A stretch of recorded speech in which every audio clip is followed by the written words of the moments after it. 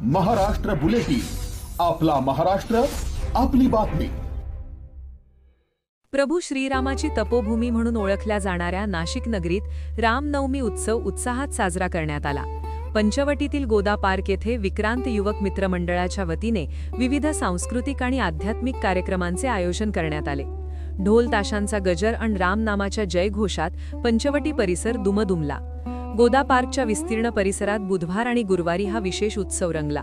उत्सवाच्या पहिल्या दिवशी ख्यातनाम व्याख्याते स्वानंद बैदरकर यांनी स्मरण करूया श्रीरामाचे या विषयावर व्याख्यान दिले. श्रीरामाची महती आणि त्यांचे जीवनमूल्य नव्या पिढीला समजावून सांगणे हा या उपक्रमाचा मुख्य हेतू होता.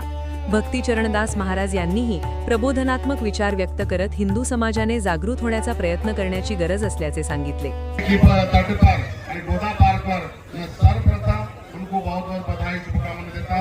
आए हुए सभी राम भक्तों और आज रामनवमी के शुभ अवसर पर मैं आप लोगों को सबको बहुत बहुत बधाई शुभकामना देता हूँ. जय श्री राम.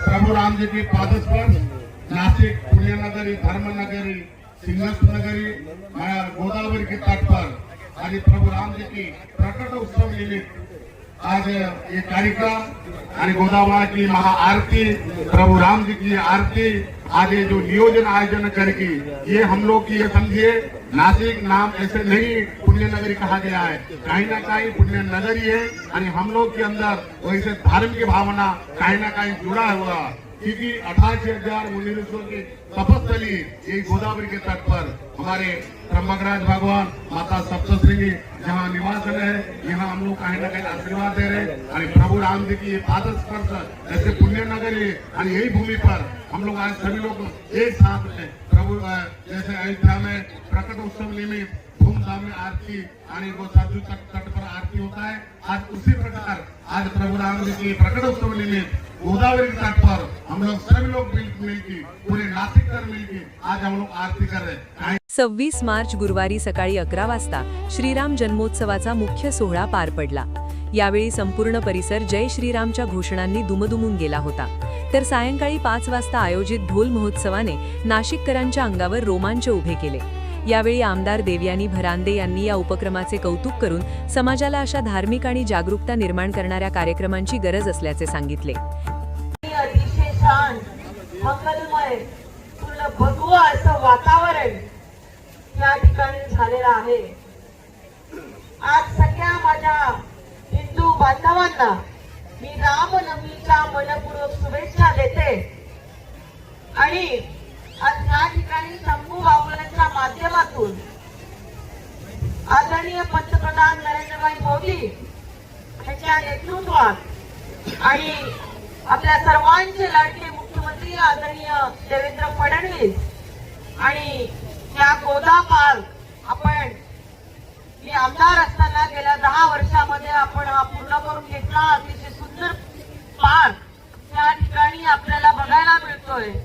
त्याचा आपण आनंद घेत आहात, पण आज मला अधिक आनंद झाला ते इथल्या भक्तिमय वातावरणाने, भगव्या वातावरणाने आणि आज आपल्या नाशिकचा भूमी पवित्र आहे. कारण प्रभू श्रीरामचंद्रांनी या ठिकाणी 14 वर्ष वास्तव्य केलेलं आहे आणि त्यामुळे आज ह्या ठिकाणी गोदेच्या साक्षीने या ठिकाणी रामनवमीचा कार्यक्रम होत असताना आपण एवढ्या मोठ्या संख्येने या ठिकाणी जमलात त्याबद्दल मी आपल्या सगळ्यांचं मनापासून अभिनंदन करते, धन्यवाद देते. या सोहळ्याला धर्मवीर सुनील बागुल, आमदार देवयानी भरांदे, शिवसेनेचे जिल्हाप्रमुख अजय बोरस्ते, डॉक्टर उमेश मराठे, स्थायी समितीचे माजी सभापती संजय बागुल, श्रमिक सेनेचे भगवान पाठक, प्रीतम बागुल, किन्नर आखाड्याच्या सलमा गुरु, रामतीर्थ महाराज, गादीपती सलमा गुरु, नंदगिरी महाराज, दिगंबर आखाडा रामचंदन महाराज यांच्यासह अनेक राजकीय व सामाजिक क्षेत्रातील मान्यवरांची उपस्थिती होती. नाशिकची धार्मिक ओळख अधिक ठळक व्हावी या भावनेतून भारतीय जनता युवा मोर्चाचे माजी शहराध्यक्ष मनीष शंभू सुनील बागुल यांनी या कृतज्ञता सोहळ्याचे नेटके नियोजन केले होते.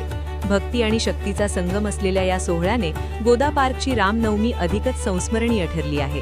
महाराष्ट्र बुलेटिनसाठी सयाजी पवार, नाशिक. महाराष्ट्र बुलेटिन, आपला महाराष्ट्र, आपली बातमी.